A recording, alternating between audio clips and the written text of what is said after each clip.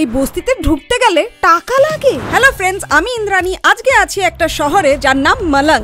East যাওয়ার এই শহরটা আমার ভীষণ প্রিয় হয়ে গেছে। এখানকার ওয়েদার, লোকজন, সিটি প্ল্যানিং, এভরিথিং অসম। আরেকটা অসম জিনিস হলো এই মালাং শহরের একটা স্লাম ভিলেজ, কাম্পুং ওয়ার্নাওয়ার্নি জোদিপা। 2016 সালের আগে বেসিক্যালি এটা একটা বস্তি গ্রাম ছিল, যেমন আমাদের দেশের বস্তিগুলো হয় সেরকমই অলমোস্ট। কিন্তু মালাং ইউনিভার্সিটির স্টুডেন্টসদের মনে হলো না, চলো আমরা খাতায় পেন্ট করে করে বোর হয়ে গেছি, এখন বস্তিটাকে পেন্ট করব। আর তারপর সেই বস্তিটা কমপ্লিটলি ট্রান্সফর্ম হয়ে গেল। আর ট্রান্সফর্ম বলতে পুরোই ওয়ান্ডারল্যান্ড।